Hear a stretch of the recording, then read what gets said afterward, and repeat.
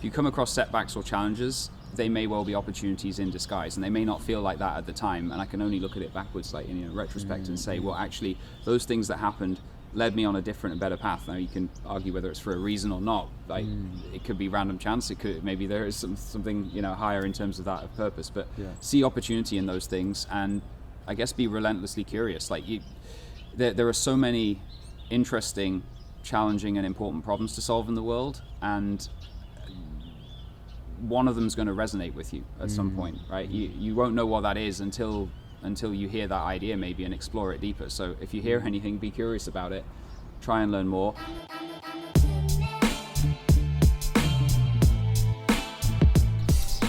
Welcome back to the School of Social Justice, where I'm joined by Marek, who's the Managing Director of Fluence. Fluence is an energy storage company which has really taken this world by storm in trying to address some of the biggest challenges we face as a society when it comes to climate change and environmental damage. Marek, I'm so happy to have you here because not only are you MD, but also you're a good friend and somebody who's really inspired me in your leadership style and ways, and also just you as a person. I can't wait to kind of share the lessons and wisdom you've learned over the years. First off, it'd be great to know what you think social justice is to you. What does it mean to you? Social justice. So what does that mean to me? I guess so. I mean, I'm approaching it from an energy perspective, so I'll answer it from that sort of standpoint. So social justice to me, essentially accessible, clean, reliable, and affordable energy for all. Like if you wanted it, like in a short sentence, right? So access to energy is fundamental, like to human prosperity and development. Yeah. Without that, essentially everything else that you build up, right? Healthcare, infrastructure, education itself, right? It's very difficult to do. So we've seen that essentially access to energy, electricity in particular, is like a really big driver for pulling people out of poverty, both absolute and How so? Relative. So, well, if you take it sort of back to, I mean, fortunately now absolute poverty is getting rarer and rarer. There's very little of it in the sense that I think that you would see on TV, like historically going back 20, 30 years. That's being eradicated at a rapid rate. But if you do look at that absolute poverty level, if you don't have access to electricity just put that in the modern context, right? We rely so much on technology, our phones, for communication, for learning, for like energy is also for travel. So if you don't have access to energy in any of those senses, then you're significantly disadvantaged in your education, in your opportunities, and in anything else surrounding that. Yeah. So essentially, as you start to move away from very basic fuels, because the very basic ones are things like just gathering dung or wood, right, and burning them and cooking your food that way, that has direct health impacts, right? So if you're cooking in enclosed areas with wood or whatever, or coal, you're getting essentially pollutants, contaminants, things like that actually cause respiratory problems, and so it's everything from that full spectrum, right? I mean, yeah, clearly, there's a thing called poverty premium in the UK where people pay more for access to energy the poorer they are. I mean, for you, how are you tackling this big problem though? Because you're leading a company which has recently had an initial public offering. It's on the stock market. It's IPO'd. What does it mean? How are you actually trying to address this yourself? So Fluence has like a pretty straightforward mission, which is to transform the way we power our world. Okay. And that, I mean, in itself, I guess as a tagline is quite powerful, but what do we mean by that, right? Essentially, it's to make the way we power the world better, right? So move to a sustainable energy system, one that can last for, well, forever, at least certainly for millions of years, which is well beyond the reserves that we would have of finite resources on our planet at the moment. So the way I think about it is that you can't really look at the green and blue aspect of it, like just the environmental, and say, okay, this is about climate change. It is partly, right? But climate change itself, particularly for those that are on the poverty line or that don't have that sort of quality of life and equality, aren't so concerned about what's going on in the future, right? That's a problem for like 10, 20, 50 years. So the unique thing I think about what we're doing is basically just accelerating a trend that needs to happen anyway. Like renewable energy, particularly wind and solar, are now the cheapest form of electricity generation in about 2/3 of the world. Wow. And they're getting cheaper and cheaper. So that's going to be in more and more countries. So already renewable energy, put aside climate change, anything else like that, is going to be the type of electricity you want to add to a power grid, even before you think about any of the other things like the long-term impacts of climate change or even the short-term impacts of pollution, which aren't factored into the cost of, say, like a coal power station, whatever. But you can't get to a renewable energy-based electricity system, particularly one based on wind and solar, without energy storage, and that's what we bring. Well, essentially, can you break it down, like the essentials? So, what is it that Fluence does in a very basic terms? Yeah. So we're an energy storage products and services company. So what I mean by that is essentially we build really big battery-based energy storage systems. So it's lithium-ion batteries, the same technology as in the cameras that are filming us right now, or in phones, laptops, but just many more of them put together at scale. So there's tens, hundreds of thousands of these in one of the energy storage systems that we would build.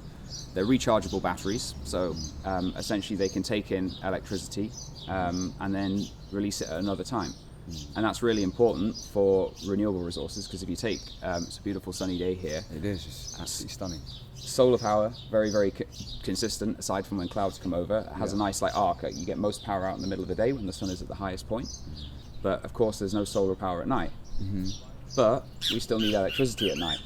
So essentially, if you have a battery that can charge up during the day and release into the evening, you get closer to a system that can operate essentially on 100% renewable energy. Without it, you can't. You have to have something else, like at the moment, that's a fossil fuel power station running into the night or into the evening to provide you power when there is no sun. Or same thing with the wind, right? When it's windy. When it's not, you've got gaps. Yeah, so I mean, you mentioned like batteries powering cameras and consumer goods. I mean, what are your batteries powering? Are we talking about countries here, cities, communities?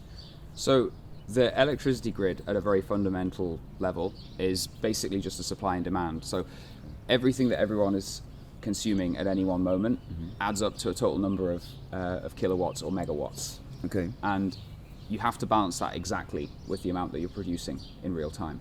So it's difficult to say that it's powering a specific thing, because everything on a mature power grid is interconnected. You don't have many people that are off grid completely and doing their own thing. So the whole electricity grid is interconnected. So if you add a battery to that network, it's just helping address that straightforward balance. So if you think about it, demand was very predictable. Like people on average as humans behave in the same sort of way. We get up at the same time, we have lunch at the same time. I get up a bit later, you get up a bit earlier, slightly. On average, I'm saying on average.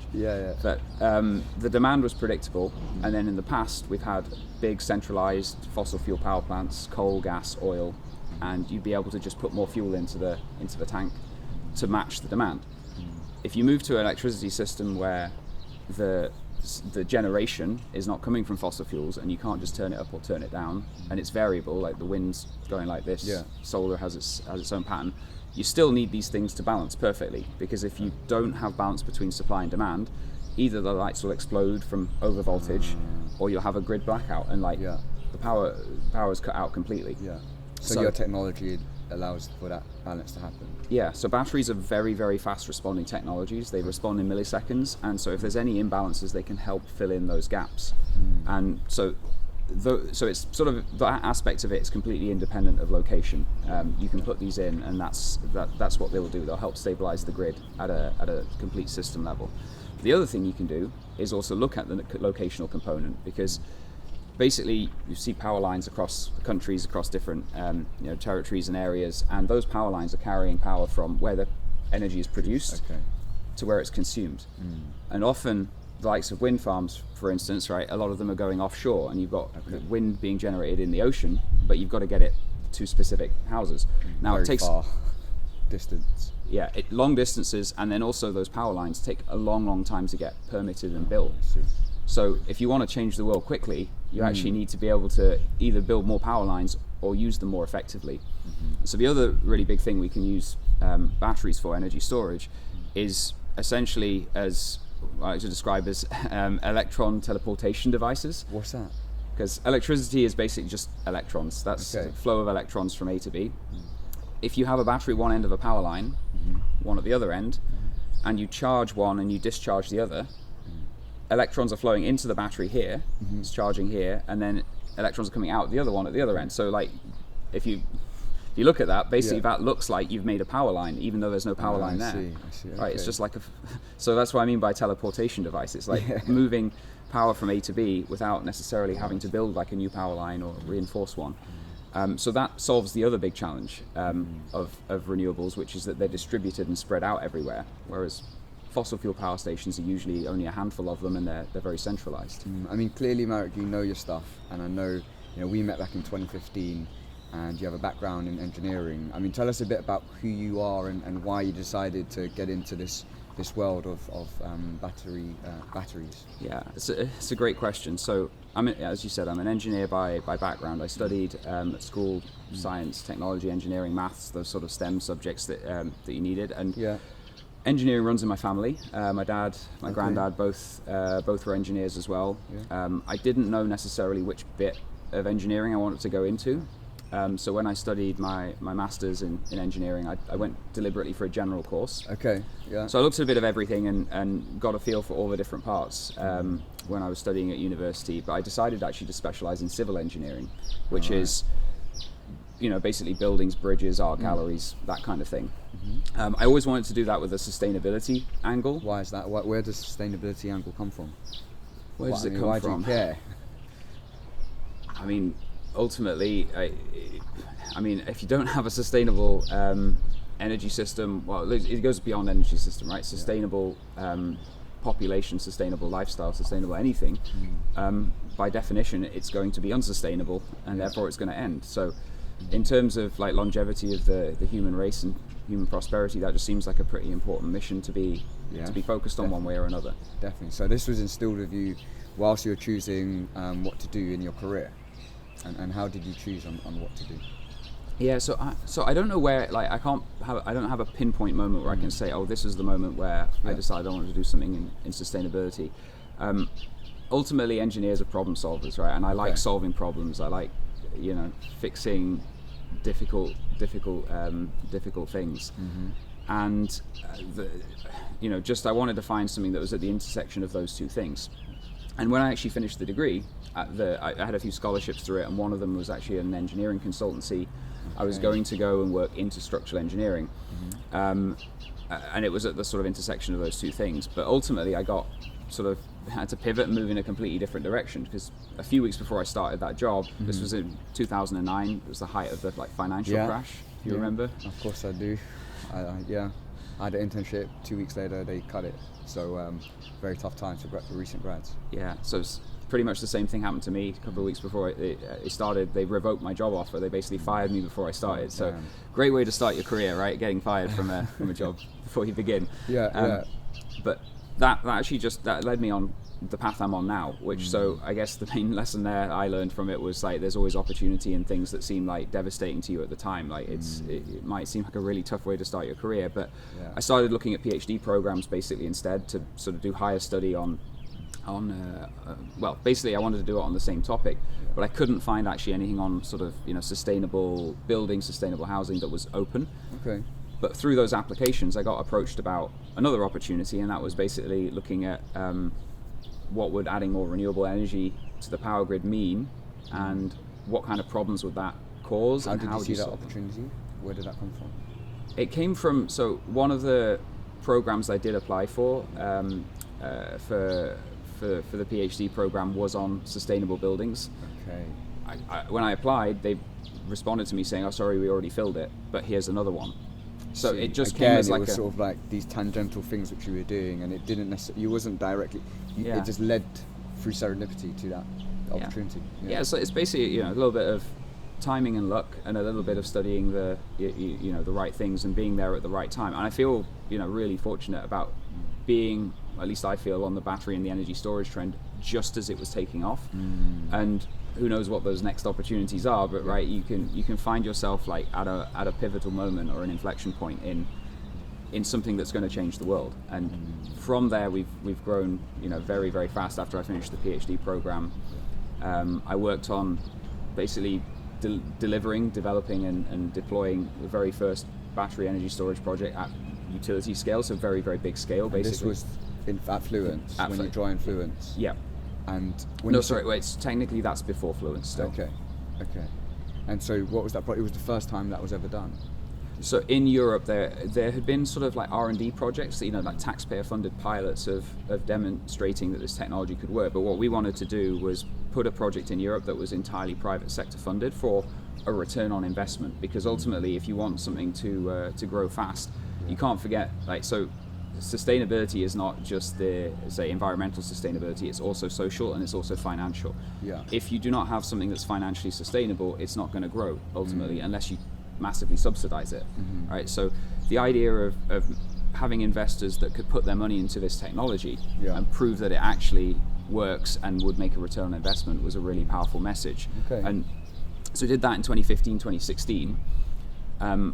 That was the first commercial battery in, it was the UK and Ireland, but also in Europe at the time. It was at a coal power station in Northern Ireland, which I think is a really interesting place to start the transition to sustainable energy from a coal plant. Yeah. And since then, it is really exponentially grown. There's now well over, I think it's 1.3 gigawatts of batteries installed in the UK, so that's 1,300 megawatts. Okay. Can you give us a sense of the scale of what that could power? So take a regular kettle, that's about 1 kilowatt, so 1,000 watts. So if you take that as one kettle, so 1 megawatt is 1,000 kettles boiling at once. Okay, for however long that kettles, takes. Yeah. So that's 1 megawatt. So 10 was the first one we built. So 10 megawatts would be 10,000 kettles. Okay. Yeah. And then multiply that up again by 130, and that's now what we have. That's a lot of kettles. That's a lot of kettles. Yeah, that's a lot. That's really powerful, and just to see how it's grown from the beginning to now where it's going now. I mean, for you, how do you lead, an organization like Fluence? What are the lessons you've learned which you could share with people who may be actually starting to want to lead a cause or a response to something which is impacting the environment and society more broadly? What are the lessons you've learned about leadership?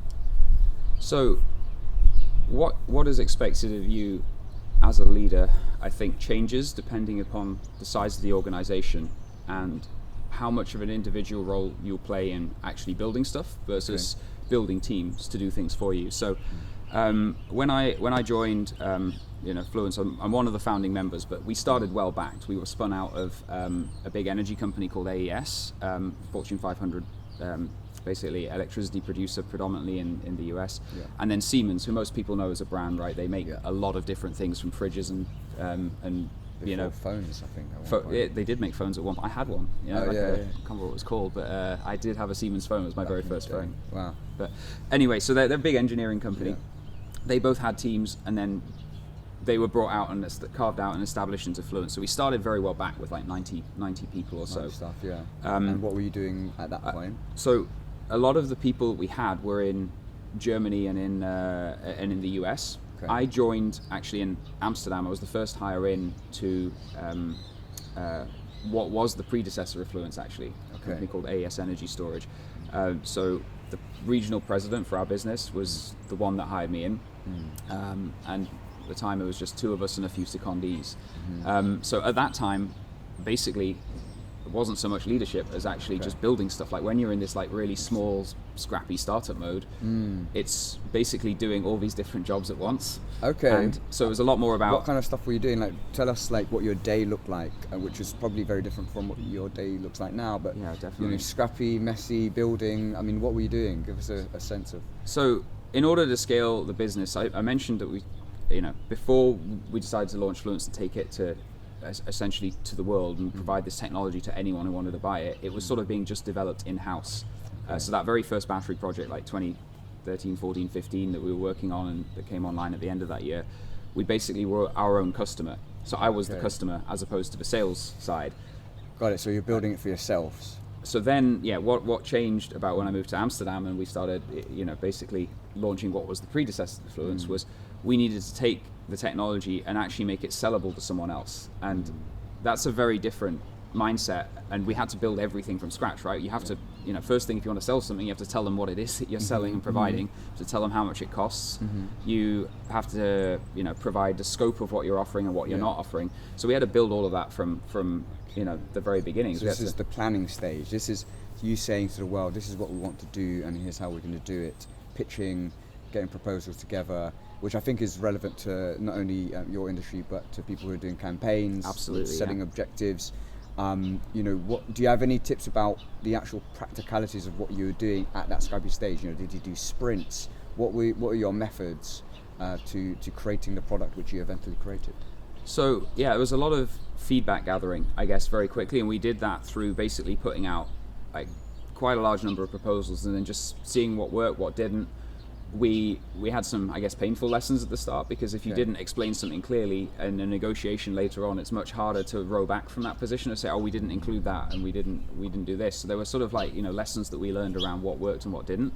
So there was like this rapid iterative feedback loop to improving the technology offering itself, but also then the documentation around it and actually saying, well, this is what it is that we're doing and we're providing. And then actually the hardest lessons we had were in competitiveness. So we came in with what we thought, and to be honest, it was like the best product you could possibly think of in this space. Really well engineered, really well imagined, but it was designed for the US market, and just actually the way that projects are built in the US is very different to the UK for various reasons. And so what we had wasn't actually perfect for the UK market or for the European one. And so we learned that basically by figuring out that we were like 20-30% off on price compared to everyone else, because we were too expensive. Yeah, we were like over engineering everything basically. So we had to come back and reimagine actually the product, redesign it, and come up with something that was cost competitive and that was a better fit for the requirements. So the lesson there is build something, send it out to the world, see what they think, learn what they think, and then rebuild. Yeah, it's what the entrepreneurs call the minimum viable product, right? Get your MVP quickly. If you spend like 3 years sitting in a room debating what it should be and never actually ask a customer what they think of it, you might think you have the best thing in the world, and that's sort of what we thought from bringing it across from the US. But when it was brought to Europe, it wasn't a fit for the market requirements, just because the market is different and because the needs of customers are different in different places. It is amazing, like whether you be in the third sector, in government or in business, the most simplest things are the most important things. Yeah. Simplest things. I'm not like sure I understand. Oh, maybe I have to tell Siri. Or is it Siri? Yeah, right? it's like, must have been listening to us. I tell Siri what I mean by that. Basically means, speaking to people and listening, just like Siri is with our conversation and everyone here, and really understanding what people really and truly think and feel about something is really important. Whether you'd be doing a campaign and trying to address, we've talked about climate change, how do people want to address it? Speaking to real people rather than sitting in your ivory tower and assuming what others think. I think that conversation is really important, and that dialogue. So that was a big part of your early stages. Yeah. And now, how far have you grown? So you started with 90 people. How big is the company now? So yeah, when we launched, start of 2018, we had 90 people, and to be honest, I don't know the firm number now, but I know that with sort of employees and contractors, it's definitely over 800 now in sort of in Nearly 4 10x. years. So it's huge growth. Yeah, really. How do you do that? I mean, that's a huge Yeah. responsibility. 800 people's lives that you're leading. I mean, I'm not trying to, but I mean that's huge responsibility. I mean, how do you approach that? Yeah, so I don't lead all 800 of those, right? We have a C-suite, a team that's sort of responsible for the global organization, and then we're sort of split into 3 sub-regions. You have Americas, EMEA, so Europe, Middle East, and Africa, and then Asia Pacific, which is Australia, East Asia, India, places like that. We have a lot of projects actually in the Philippines as well, which might be something worth chatting about. Go sometime, Yeah. But so it's a particular sub-region of that, but I do have 6-7 direct reports, and then essentially there's a lot of informal I guess other people that don't report to me, but we're very much built around projects and around teams, right? So I'm essentially overseeing everything from like the origination stage of these projects and product sales essentially for customers up to through the contract negotiation stage and signing them. So okay, that's your responsibility. That's my. I mean, can you describe what origination is? I mean, for people who might be wanting to follow in your footsteps.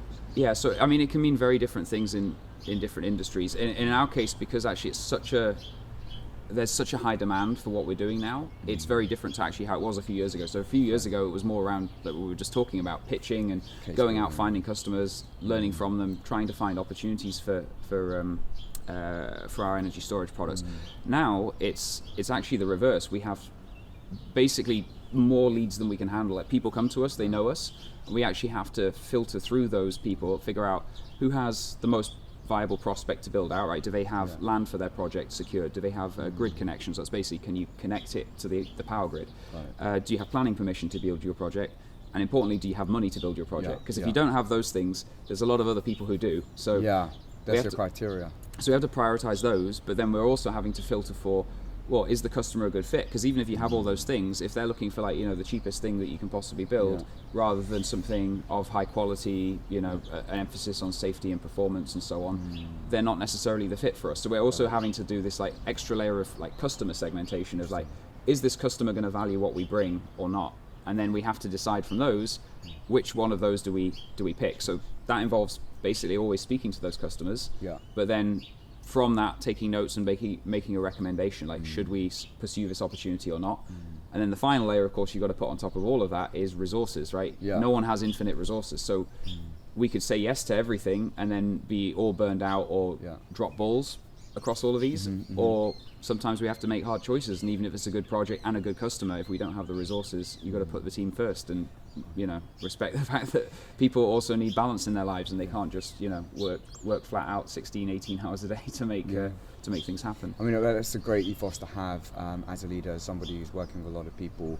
I mean, how did you get to this great position of being in a place where people are now coming to you? What do you think led to being sort of a market leader? And, what did you do to be in that position? So, I mean, there's a few elements of it, and I mean, the cheesy starting point, but I think is very true, is always the people and the culture. Okay. So basically, being a values-driven company, there was a lot of thought put into, when we formed Fluence, right, it was bringing together a US sort of based company and a German-based company, and then having to form our own unique culture and the things that we would value. And there's like 4 things that we value in our company. So one is leadership. And by that I mean, like, being a market leader, being pushing the frontiers of different ways that we can use this technology to help improve lives, improve access to energy, to improve affordability, all these sort of things. There's responsibility, and by that it's, I guess, sort of ownership of problems and having people. Basically, if there is no owner, you should be taking ownership. That's sort of the mentality that we look for in people. But it goes down to, like, safety of these systems is really important because ultimately any high voltage electrical equipment has dangers, right? It's not specific to any one technology, but if you do have any safety incidents, right, they can damage confidence in the whole industry, not in necessarily one company. So responsibility also covers that aspect of it, but it's also integrity, if you put it that way as well. Following through on commitments and promises. So like all of these things, I think, have been really important to our success. Like, we've had to hold our heads up high and actually walk away from deals in the past because competitors were promising the earth and we knew it wasn't possible. And some of those have actually come back. Like a few of the biggest deals that we've won, we walked away, and then the customer came back to us saying, the others overpromised. Can you come back? I mean, there's many lessons there for people to learn from. Sorry, you were about to say something. Sorry, yeah. Well, it's just, so that's leading and responsible, and then the other 2 we have as like core values are agile and fun. And agile, in my view, actually is the most important because it's such a fast-moving industry that it comes back to that MVP and minimal viable product and iterating. You have to be able to recognize that things are changing all the time. Like even today. Don't know if this is going to date the content right, but there's obviously shipping crisis, there's COVID. All these things impact projects, logistics, supply chain one way or another, and we have to find ways to adapt to them. Okay. So agility has been really important to our success. It's iterating to the next project, because we find that because we're leading, we come up with like, a really good idea, a really good product, and then everyone copies us. Oh, interesting. And then when they copy us, we have to move on to the next thing, or else we lose share, because we have to stay one step ahead. So to me, agility is one of the most important things that we've been able to do as a company to be successful and to be able to keep changing and moving forward. And then the final one, fun. So the fun one is not fun with a capital F of like, whatever it is, an enforced pizza party or something like that. It's like The Office. It's which is that? Is it Angelo's pizza from Angelo's or Angelo's Pizza? Remember. It's a big difference. Yeah.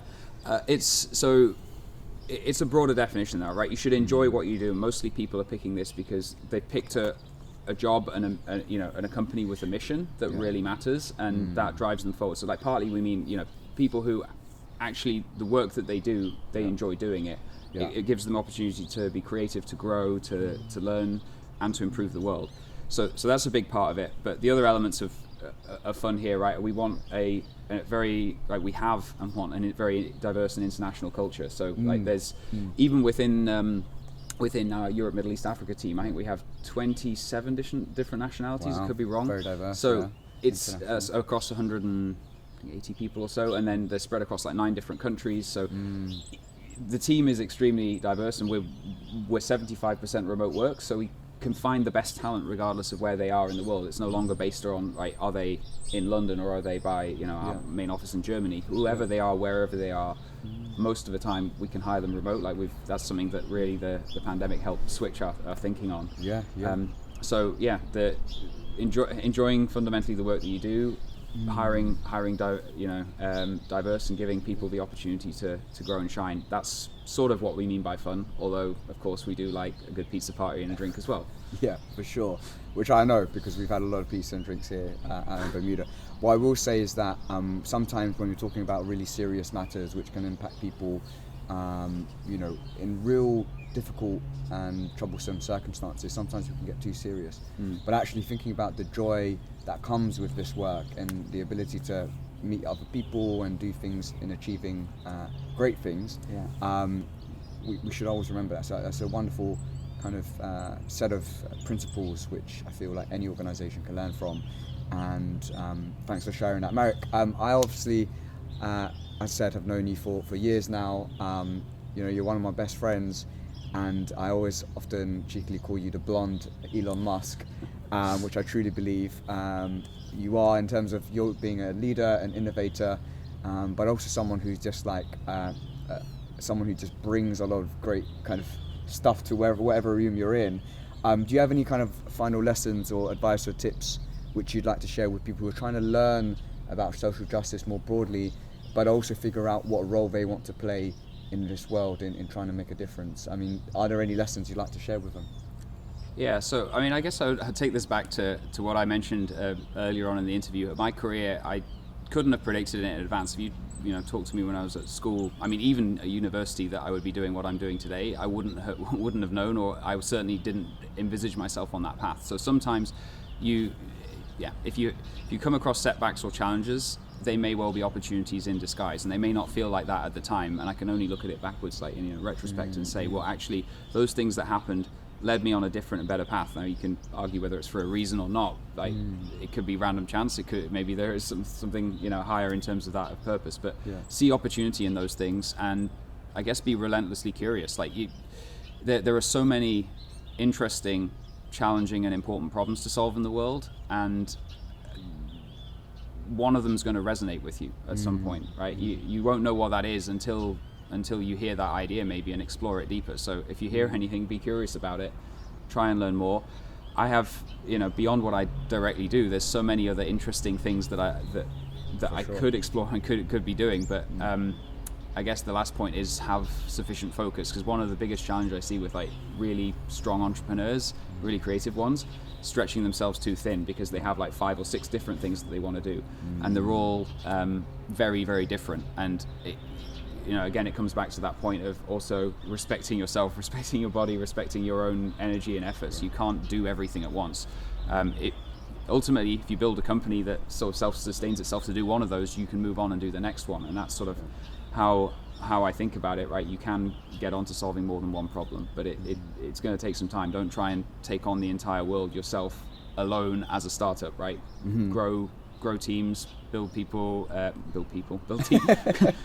mean, one build day teams. we'll be building people, robots, people. Maybe there are some people here at the Bermuda residency that are building robots, change the world. So, build teams and grow them to a point where they can do those things for you, and then you'll have opportunity to move on to other things. Amazing. That was a wonderful set of advice and tips from Marek to end our conversation here in Bermuda underneath this beautiful tree under the sun. Thank you so much for listening and engaging with this conversation. Marek, really appreciate it as always. I feel like this is one of those conversations which I've been looking forward to for a very long time, and I feel we've really been able to capture a lot of lessons learned. We look forward to seeing where you go over the next few years and how you grow Fluence to be a company which continues to have an impact on helping save our planet. Thank you so much. No worries. Thanks a lot, Alvin. Appreciate the invite. Cheers. Peace. Thank you so much to all of you who have become monthly supporters of the School of Social Justice. Your monthly contributions make a huge difference and allow us to deliver content which is educational and teaches people how to make a difference. If you want to become a patron as well, it's really simple. All you got to do is go to the schoolofsocialjustice.com website, then click supporters and choose how much you want to contribute, whether it be £20 a month, a £5 a month or a £10 a month. Let's go with a £10 a month. It's really simple. Put in your details, put in your card number, click pay now, and you become a supporter. Whilst £5 a month is not much individually, it makes a huge difference collectively. And if we get 2,000 patrons, we can independently deliver content to you every single week to help ensure that we fulfill this mission of training the next generation of Martin Luther Kings. Thank you so much to all of you who have become patrons so far. You've made a huge difference and allowed us to continue with our work. And if you do become a patron, thank you so much. Your support means a lot. Take care. Bye.